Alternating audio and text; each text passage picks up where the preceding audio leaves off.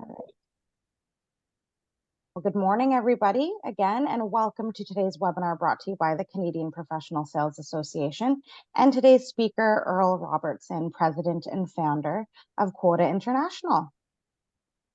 For the next hour, we'll learn how to unlock the hidden potential in your top accounts, a proven strategy to drive consistent sales growth.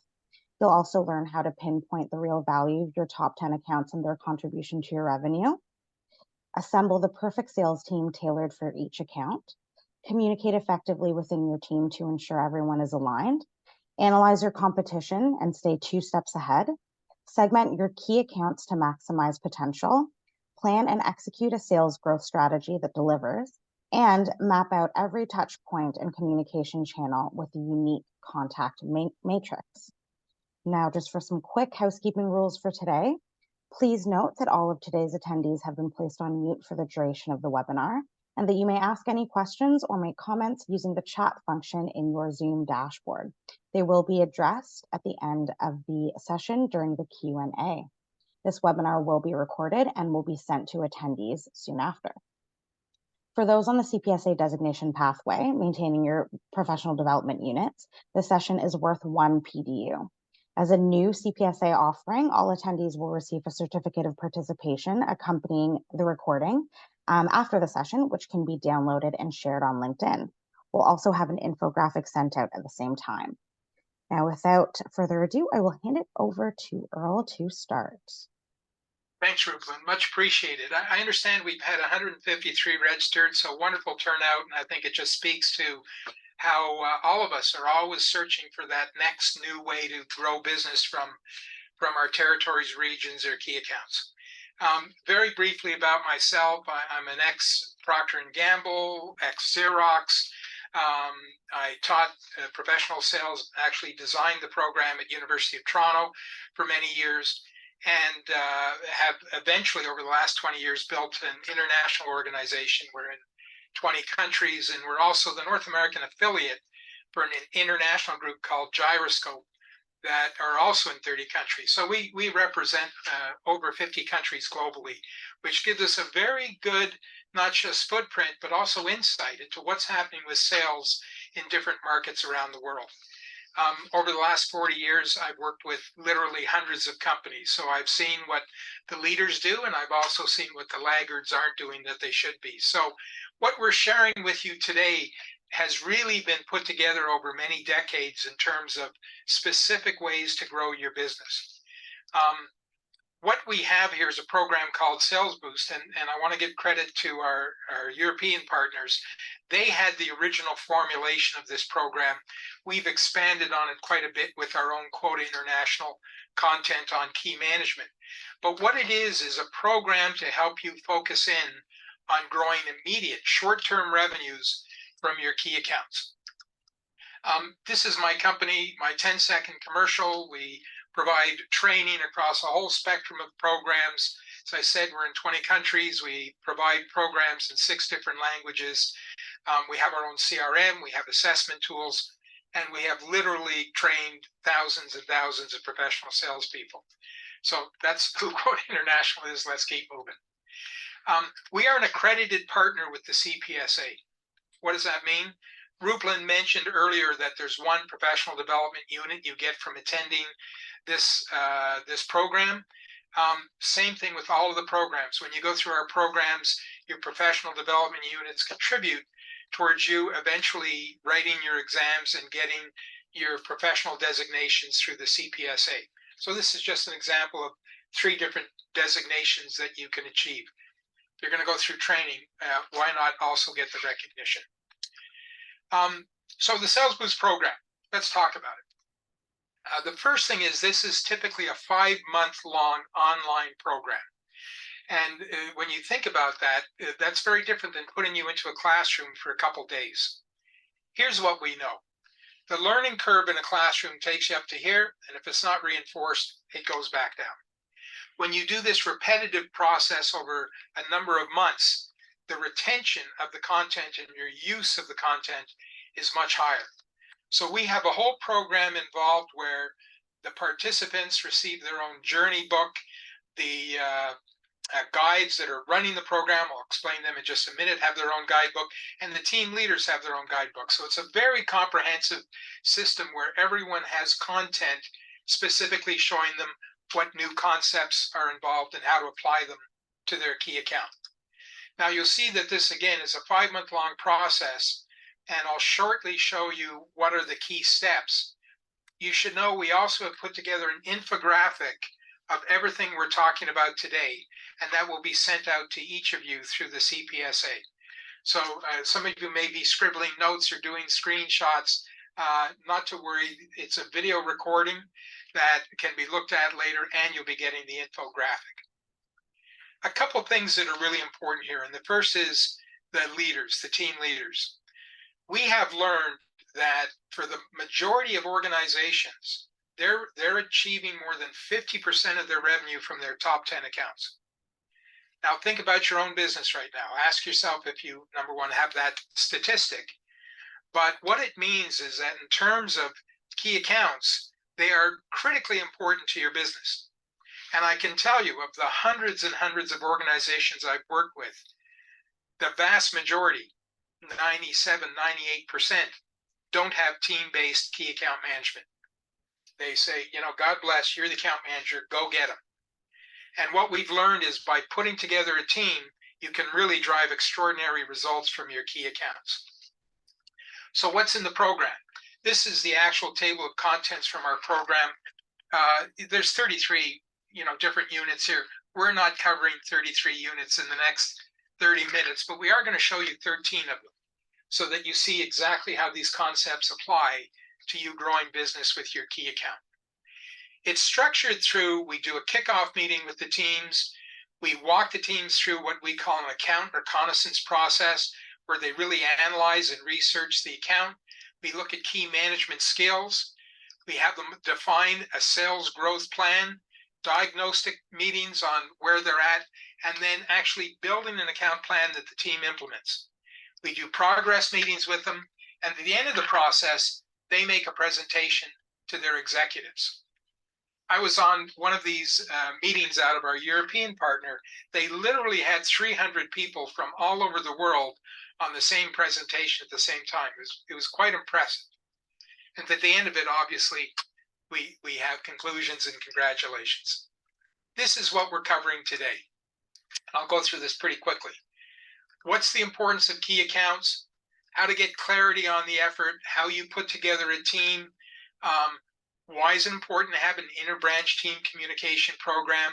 And on the reconnaissance side, different steps that we go through to analyze the client, understand where they're at, what are the key measurements that we need to have moving forward. And also we look very closely at relationships because they're critical to your success. We do competitive and segmentation analysis, and then we build the account plan. The account plan, we share a variety of steps to get there, and we'll introduce you to something called the relationship matrix, which is really a unique way to identify who are the key players you need to be speaking with. And then finally, briefly, we'll show you what the executive presentation parameters are, and then we're going to have a Q&A time. Throughout this presentation, I'm going to ask you questions. And so I'd like you, if you can, to have a notebook or a pen nearby, because those questions should be information you're filling in as you look at each of these concepts and say, oh, how does this apply to me? Can I make this work for me? So let's look at the evolution of selling. 50 years ago, literally, selling was all about relationships. In fact, if you look at many of the sales training programs from 50 years ago, they were build a good relationship. But business got too competitive in the 80s and 90s. And basically, people were told, get more with less. There's less levels of management, there are less resources. And one of the consequences is that sales evolved into consultative selling. Consultative selling is where you're asking lots of questions of your customer. What's your business model? What are the demographics of your customers? How do your customers buy programs or services from you? But we've gone beyond that. In the last 20 years, we've been in something called partnership selling. Customers have been explicit about this. In their viewpoint, they have even more of a need for salespeople than they've had in the past. But they don't want vendors. They want partners. They want people that understand their business and understand best practices that they can share with them. I had an experience years ago with Canada Post, different company that I was leading. We went in, we had an annual contract with Canada Post for $8 million. It was an important contract to us. We met the executive vice president. I was in there with two of my VPs, and we had just won their top supplier award. So the client said, "Congratulations, you won our top supplier award." He said, "Well, thank you very much. We're very proud of ourselves." He said, "Hey, we have thousands of suppliers. You people came in number one." We said, "Great." He said, "I'm not renewing your contract." And our jaws dropped, and we said, we don't understand. He said, "Look, you give great service. You're very responsive. We never have to wait for you to get back to us, but you don't bring us any new ideas. You don't challenge any of our practices. You don't share with us what's going on in the industry that we should be aware of." It was the start of the partnership era, and it has been proven to be absolutely true in terms of clients' expectations of what we do. But I think we're on the verge of another evolution. And the next evolution that I don't have answers for you on is artificial intelligence. There are many professions in existence right now that won't be here 25 years from now. I don't believe sales is one of them, but I do believe sales is about to change rapidly. And if any organization out there has just in time, just for me, inventory management, you will see that many of your traditional duties and responsibilities are actually going to be taken over by AI. So what does that mean to us? Well, let's ponder first. Is selling an art or a science? I'd like you to answer it in your own head. And the answer is it's both. There are many qualitative components to sales in terms of you evaluating the relationship, communication skills, likability, that aren't just science. But there are also many aspects in terms of the scientific approach, in terms of empirical skill sets that can be observed and replicated. Do your clients see you as a vendor or a partner? Critical. Because if your clients see you as a vendor, you are easily replaced. So keep in mind that it's very important. Anytime you're talking about partnering with a client, you've got to be looking for ways to elevate your client's perspective of who you are, vendor or partner. And the other question is rhetorical for you. How is AI beginning to affect your business? If you're not aware of AI, get used to it, because I think AI is going to be bigger than the internet has been to the world business community. So what does it take to be a key account manager? You can see that just like a professional athlete, there are a whole variety of skills you have to be effective at. You know, if I was a professional hockey player, maybe I've got a great slap shot, but I don't skate backwards very well. In other words, there's a number of skill sets that as a professional, you've got to look at and say, am I as good at this area as I could be, and what do I do about getting better at it? However, the insights it tells us is that key account management requires all of these skills. You can't be good at face-to-face selling, but not be good at solution selling or strategic selling. So in other words, key account management really requires everyone to up their game in terms of their skill sets. Planning is an essential part of key account management. It cannot be a reactive process. When you have a key account, you have to have a plan in terms of how am I going to move that account from this level to this level.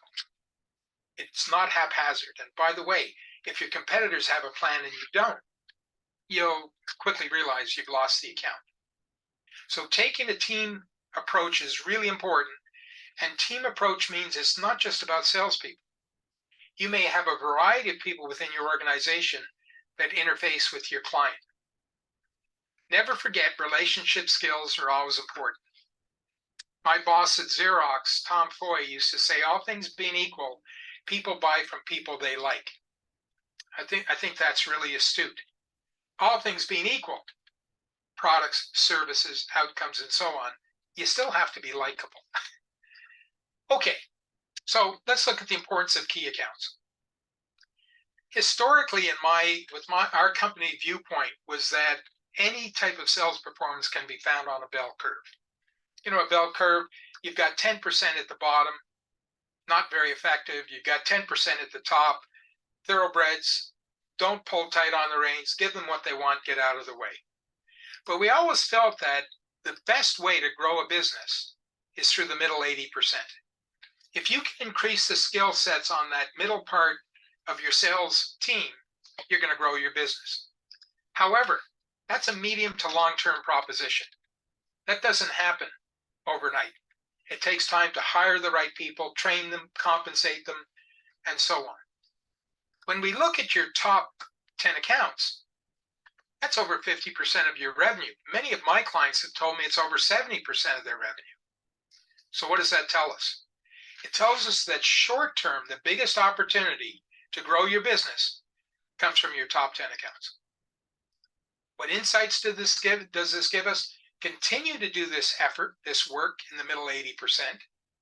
However, key accounts representing such a big part of your revenue are your best opportunity to grow your business in the short term. So let's look at some ways to do that. First off, when we start with the team, we do something called a grace meeting. What's a grace meeting? It means we have the team agree to particular goals, and goals aren't always quantitative. Sometimes they're qualitative. What are the things we want to achieve with this key account? How are we going to measure those results? And by the way, through our process, we assign every team a guide. What's a guide? In our case, they're all ex-VP sales or presidents of companies. It's a bit like saying, oh, you want to learn how to golf? We're going to have Tiger Woods work directly with you. So these guides bring a tremendous amount of value to the team process, both in terms of mentoring the team leader, but also mentoring the team to successful outcomes. We identify what activities the team needs to do, and then where will their focus be. There's no use focusing on something that's not a key outcome for your client, and then measuring the effectiveness. So, question for you. Can you fill in the grace information for your key account right now? Do you have it in the top of your head? Do you need to go through this process or exercise when you're assigned a key account or when you have other people working with you on the key account? This is a foundation module. This is the start of the process. Then we have you create a team. Now, every team is different because every company is different, every industry is different. But the structure starts with the team leader. In other words, there's someone the organization assigns to say, you will be the team leader for this key account. Let's use Walmart as an example. Major account, who's the team leader?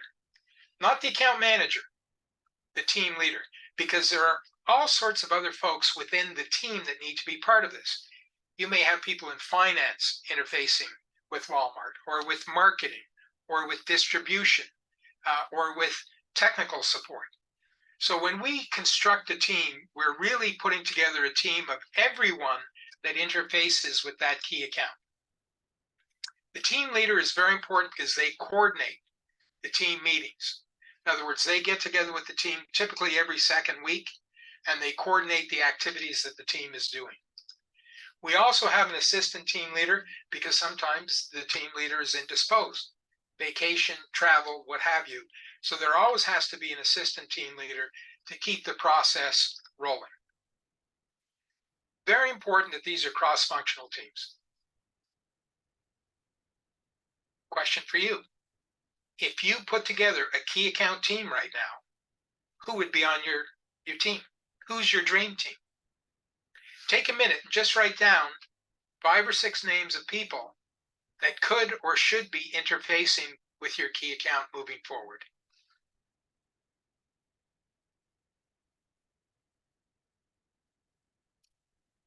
I move quickly, by the way. So apologies if I don't give you all the time you need to do proper scribing, but it's important we get through all of the content today. When you create an account team, it's important to understand that there's no such thing as a perfect salesperson, but there is such a thing as a perfect sales team. In other words, don't just look for commonalities in a team, look for different perspectives. You want to have something where people give you insights into areas that you may not be familiar with. And then that team has to have diverse expertise. So identify that. Who on your team has what expertise? And this is important because at the end of the Sales Boost process, you'll be making a presentation to your executives. And you want to have designated players on your team that can represent different areas. Again, finance, marketing, distribution, any number of different areas. Inter-branch communication is critical. Now, one of the common complaints I'll hear when I speak with clients is that people aren't speaking with each other. In other words, they're in silos. And we think the Sales Boost process is terrific at breaking down those silos. When you get people that hardly ever speak to each other suddenly on the same team, and they're working together over a 5-month process, they really build up interpersonal communication that stays long after that particular project is over. So inter-branch communication is very important, and you have to have a common agreement. What's the potential for growth with this account? I can tell you we've seen up to 30% revenue increases out of key accounts through this process. But they never would have believed it possible before they started because they never communicated with each other. We know how important it is to access senior level decision makers. Your ability to do so goes back to that pie chart I showed you earlier, which is how effectively can you talk strategy with key decision makers? How effectively can you do solution selling, outcomes with your key accounts? So being able to access those senior level decision makers is important. I'll tell you a funny story. I had a fellow approach me years ago that he promised me he could set up a meeting with any CEO I wanted. I said, that's a big claim. He said, I've been doing it for Deloitte, I've been doing it for Proudfoot. I said, okay. So I gave him a phone in an office in my building. I said, go get him. 3 months after that, I had to fire him. And it wasn't because he didn't do what he promised. He set up lots and lots of CEO meetings, including a whole portfolio on their background, their favorite color, where they went to school, you name it. The problem was my account executives weren't good enough. They were getting in front of CEOs and not able to talk strategically. So if you want to access senior level decision makers, you also have to understand a strategic planning process and be able to discuss synergistic strategies on ways you can help that client achieve key objectives. How entrenched is your competition on the key account? Trust me, they're there. Can we provide the products and services that the client says they need to get the business? And then we always look at things in terms of short, medium, and long-term implications. In other words, when you're building a growth plan, you have to be looking at what can be achieved in the short term, 0 to 6 months, the medium term, 6 to 12 months, and then the long term, 12 months plus. I once worked with a real estate development CEO who told me that when they were building a building, a 30-story tower, they projected out 15 years. They included a recession as part of their projections. I mean, they weren't just looking at short term. They were looking at what are the long-term implications of this multi-million-dollar investment. So let's get into account reconnaissance and diagnostics. This is where we start studying the account. And the most basic level is the customer sees us as a vendor. They've got an issue, a product, a service. We can provide it. We're a vendor. Well, that's not going to keep you with the account over the long term, and that's certainly not going to get you into the higher levels as a decision maker. What you want to do is elevate yourself to a partner level. And a partner level means you're really understanding their business and understanding how you can help them achieve their goals and objectives. But even that isn't the highest level. The highest level is when your client sees you as a synergistic partner. Well, what does that mean? Let's use Walmart as an example. Walmart and Procter and Gamble, they have offices in each other's head offices. They don't make decisions without consulting each other. McDonald's and Coca-Cola, same thing. When you're an organization that is tied so tightly to your client that you're part of their decision-making process, that's the level we'd all like to get to. So questions for you. Think of your key account. Where would they place you on that triangle right now? Do they see you as a vendor, a partner, or synergistic partner? And if you're not at a synergistic partnership with that client, what can you do to elevate their impression of who you are? Again, topics we dig into in SalesBOOST in some detail. Measuring results. One of the areas we like to track at the start of the project, halfway through the project, at the end of the project, is return on time invested. It's a formula. It's basically ROTI plus P. What is that? Well, it's whatever your outcome is, whether it's profit or revenue, divided by how many hours it took you to achieve it. And we add a little p, because you always have to factor in, even if it's not a great roadie right now, is there longer term potential that makes sense for us to do this? I literally had one of my account executives working out of my Ottawa branch who literally was missing targets every month, but he had lots of potential. And I had to sit down with him and say, listen, it's okay to work accounts that have the big pop, but it's also live by the big deal and die by the big deal. In other words, if you're looking for a big pop, you've still got to have bread and butter accounts that are coming in. You can't only focus on the long-term potential accounts. So I've got a question for you. Here's two different scenarios. Account A took you 20 hours and you generated $20,000 in gross profit. Account B took you 10 hours, you generated $12,000 in gross profit.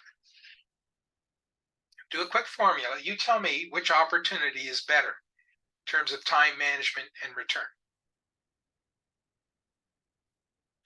Well, I'm sure you're going to come up with the answer, which is actually account A is better, account B, I should say, because you're generating $1,200 per hour versus $1,000 per hour. But what if account A had 10 times the potential of account B? See, that little p makes us step back and reconsider. Sometimes it makes sense, even if it's not giving you the best roadie, to do that account. And now here's the tough one for you. Think of your number one account, and I know you're doing a PFA, you're plucking this from the air, but what was your gross, either revenue or profit from that account last year? And how many hours do you think it took you to achieve that? And so when you go through that calculation, you've just done a roadie. And of course, the objective is always to improve on our roadie moving forward. Partnership evolution. This is similar in terms of that vendor, partner, and strategic partner, but at its most traditional level, you are speaking with one person in your key accounts organization. And I have to tell you, it's a very vulnerable place to be. I've seen people lose their entire companies because they got swept out by a new manager and they couldn't rebound. So we think traditional is a dangerous place to be. A better place is extended. What extended means is you know any number of different people across your client organization. In fact, the more people you know, the more secure you are. Someone wants to get their brother-in-law in, or they're not happy with you, you may have a half dozen people that say, oh no, Bill's terrific, leave him alone. An even better level is called integrated, sometimes referred to as the zipper. And integrated means that you've got any number of people from your organization that have relationships with your client's organization. This is why when you go to the Rogers Center and you see companies have boxes where they invite clients. That's where their president meets your president, their VP meets your VP, and you have beer and wings and you have a great time together. But it's really about integrating with that key client. And the highest and best level you can get at in terms of partnership evolution is synergistic. Again, you've got offices in each other's offices. You don't make decisions without each other, and it's very, very difficult to dislodge you. I think Pepsi would have to give McDonald's free Pepsi for 5 years for them to even consider speaking with them. And even then, it may not be enough. Now, question for you. Think of your top account. What's your relationship with them? Which of these four models would you say that's where I currently am? And wherever you are, if it's not synergistic, the next part of the question is, how do we elevate it? How do I get the customer to start to see me as someone more than just a vendor and a supplier? Competitive analysis. Sun Tzu, if anyone has ever read The Art of War, has a saying that I love, which is, when you know your capabilities and you know the capabilities of the person you're up against, you're going to win every fight. When you know your capabilities but not theirs, or you know theirs and not yours, 50-50. And if you don't know your capabilities and you don't know your competitors' capabilities, please pay me up front because you're not going to be around. So what does that look like? Well, I'm going to bring it back to grade 9 geometry in a Venn diagram. Imagine this is a customer and all those red stars are their priority needs that they have to have addressed. And then, of course, your organization addresses many, but not all of the needs. And your competitors address many, but not all of the needs. In some cases, you may have a shared strength. Let's say the client needs to have a 72-hour delivery window. And you can do it, and your competitor can do it. So it's a need, but it's something that doesn't differentiate you from your competitor. On the other hand, you want to focus on the things you know you do that your competitor doesn't. And by the way, they're doing the same thing. Let me give you an example. Let's say you have a 24/7 service line. Your client can call you 24 hours a day, 7 days a week. And you know your competitor only has people on the phone Monday to Friday. When I speak with my client, I will be asking, how important is it to you to have a partner that has a 24/7 service line? And my client will say, well, I guess it's important. I say, well, isn't your plant open on the weekend? Yeah, it is. So if you've got shifts on the weekend, do you want to have to wait till Monday to get some inventory or get a repair? Client says, no, you're right. It's very important. Did I ever mention my competitor? But I guarantee you the client will speak with that competitor Monday morning and say, do you have a 24/7 service line? They say, no, but we got great people on the phone Monday to Friday. That's how you beat a competitor. But you can only beat them by having the knowledge. What is it that you do better than your competition? What is it your competition does better than you? And how do you make sure when you're speaking with your client, you're focusing in on the areas that make you unique? By the way, if you're a big guy and you're competing against a little guy, your pitch is going to be, we're a one-stop shop. We can do everything for you. You don't need to go to 5 different suppliers. If you're the little guy selling against the big guy, you're going to say, we're nimble, we're responsive. Call me at 3 in the morning, I don't care. I'm here for you. You're really important to me. So know what you're up against in terms of competitive pitches. Question for you. Number 1, can you list your top 3 competitors? And then number 2, how well do you know what they do better than you? And I'm not talking about anecdotes. Anecdotes are, well, a customer said this to me one day. I'm talking about data. Trade publications, industry reports, former competitors working for you now. How well do you know what it is that you do that they don't?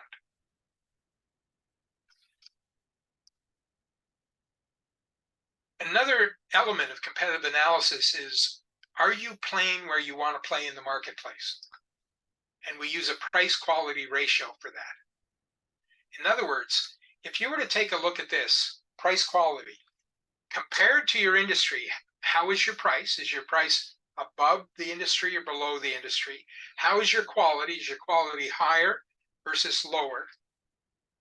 And then ask yourself, where would you place your organization on the price quality chart? And where would you place your top 3 competitors? And then the obvious question is, what did this chart tell you? Are you recognized in the industry in terms of price and quality where you want to be recognized? Or is there something you and your marketing department needs to be doing to elevate the client or the industry's perspective of who you are and where you're placed? We also get into segmentation analysis. Segmentation is really understanding where to spend your time, where are the opportunities, and how do you fit into the whole industry. So we think if you're going to focus on a key account, it's important to understand what the segmentation opportunities are. And then you can put together realistic marketing programs to get you there. Now, I'd like to get to the next page because it really talks about how to get there. What we do with the teams in the Sales Boost process is we go through the 5 W's and the 2 H's. Who, what, where, when, why. 2 H's are how do they buy and how much do they buy. And we get answers to that. So we get a clear picture of how we do business with our client. The question becomes, what do we do with all this data? And I'd like to share this simple model with you. Data by itself is useless.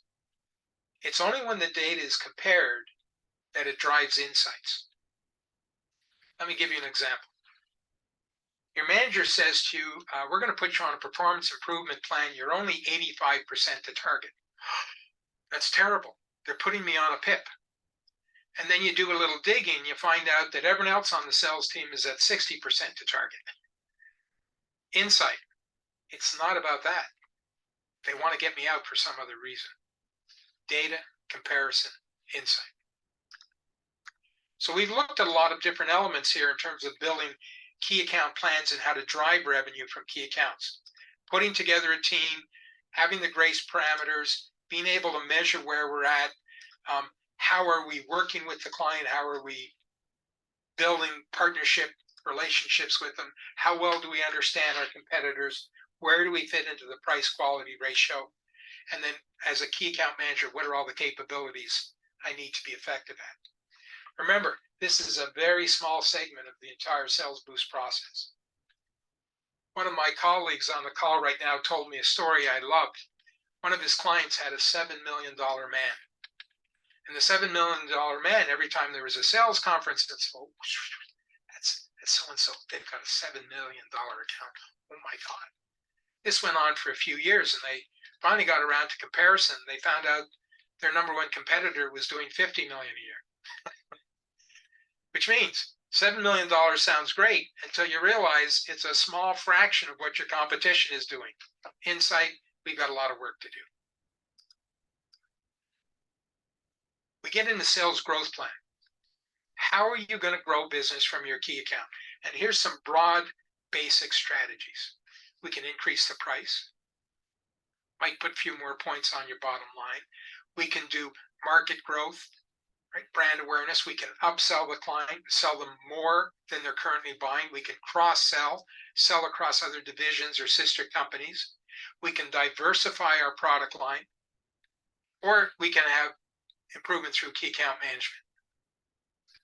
I ran a business once where I wanted to go after the China market. We were in technical training programs. And I hired someone from mainland China, came over, did his MBA in Canada. We translated a couple of our core programs into Mandarin, and I sent him back. I said, go get him. So he calls me 10 days later, and he says, I'm really struggling. I said, it's okay. You know, this wasn't something I was expecting immediate results from. He said, well, one of the clients, China State Power, wants to send 20 of their executives over to Canada to get trained. I said, that's not our business. You know, we have these technical training products. He said, okay, but they'll pay us $300,000. So I'm on the next plane. We landed that, and then another and another and another. became a really important revenue stream for my small Canadian business. So being able to spot those opportunities, those trend lines, and adapt to them is something big players rarely do well, but small players can do it quickly and nimbly. When you look at these different strategies, which strategy do you think would provide you the quickest return from your key account? Which of these are the low-hanging fruit that if you were able to properly present this to your client is going to grow your business? And again, always factor in short-term, medium-term, long-term. You may have a strategy that 3 years from now is going to be great. That's fine. I'm not saying don't do it. But Sales Boost is about the here and now. How are we going to boost business from your key account right away? One of the tools we developed is something called a contact matrix. And if you think about it, if you have different people from your organization working with different people from their organization, it's important to chart out where are you with them. Are there some people that absolutely do not like you or your company? Are there people that are willing to look or listen? Or do you have some people that they're there? They believe in you, they believe in your company, and they're ready to go. So you've got to ask yourself, in terms of all the people you know within your client organization, where do they fall? And are there any relationships that are critical to our growth that we haven't yet accessed? And it isn't necessarily the senior decision maker. Sometimes it's a user. Sometimes it's someone that makes the decisions on using your programs and services. And finally, can your own executives help you penetrate this account? One of the strategies we've often talked about is having your president phone the president of a prospective client and say, I understand you're thinking of partnering with us. Just want to let you know we're enthused about it. We're eager to do it. You've got a direct line to me. If there's any issues, problems, or areas to explore, I want you to feel comfortable to pick up the phone. Now, how could you not do business with someone that calls you up and says that? With one caveat. I have met some presidents that don't like clients. Don't get them on the phone. The relationship matrix is a tool we put together that really helps as a team identifying who are all the people you know. So in other words, if a member of your team says, I know 5 people, and they rate them as either positive, neutral, negative, irrelevant, uncertain, or they don't have contact with them. And then we put together a spreadsheet, and that spreadsheet shows exactly where they are. And that produces the relationship matrix that gives you a very quick visual in terms of who are the key players. Now, I can tell you, if I'm a team member right now and I see Dean doesn't like us, but he doesn't have any decision making, I'm not going to spend a lot of time on Dean, but I'm certainly going to spend a lot of time on Joe, Helen, and Kim. I want to do what I can to move them into the green side of this matrix in terms of their impressions of doing business with me and my company. If you did something like this in your head right now, could you identify someone within your key account that is of importance to you in terms of their position and power, but they're not yet sold on you or your company? And the second part of that question is, what are you going to do? What tactics can you employ to move that key player to be a stronger person in terms of supporting you? Coming to the end, we'll have 10 minutes of Q&A. The next step in the process is the guides help each team develop key account plans. They incorporate all of the information they've gathered, and we also help prepare the teams for their executive presentation. The executive presentation has a lot of parameters to it. I was a judge for 16 years at the International MBA Case Study Competition put on by Concordia University, where we'd have MBA teams competing against each other. And it was really a terrific experience, both for the students and for the judges, and great experience. But, part of the element was that it was a team presentation. And that's much of what we talk about here is the parameters of how to do a proper presentation to your executives. In a nutshell, That's the Sales Boost process, 13 of the 33 concepts we employ to help you quickly focus in on your key accounts and drive enhanced revenue from. Are there any questions? Thank you so much, Earl. We've had a couple of people ask about the recording. This session will be recorded. It is recorded, and you will be sent the video recording after today's session. So probably tomorrow or the day after. Absolutely. If there are any other questions, please feel free to enter them into the chat and we can get to them. Any question on today's content? And if not, I have 2 questions for you. And as Earl says here, any question is a good one. Well, here are my questions. Was this a good use of your time today? We're salespeople. Time is money. So you've all put in, an hour of your time today. I want to make sure it was a good use of your time in terms of information that can help you boost your own sales with your own key accounts.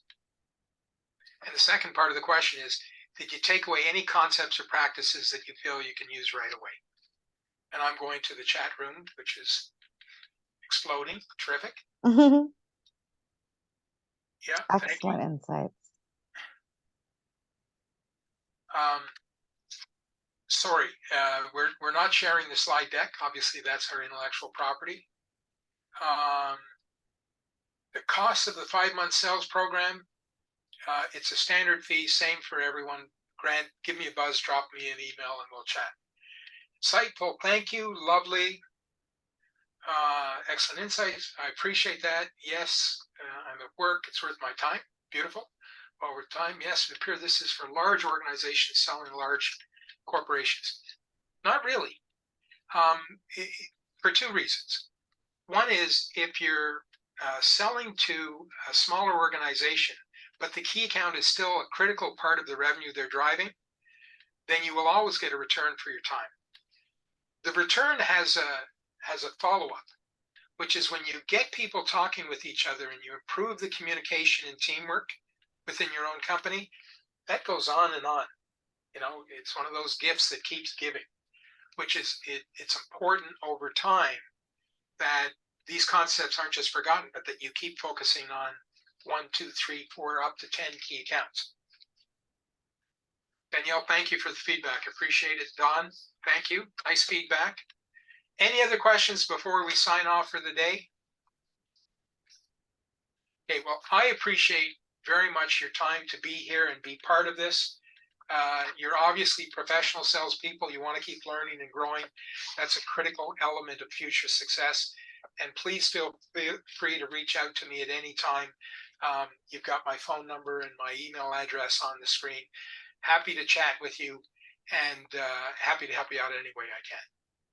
So no other questions. I'll sign off for the day.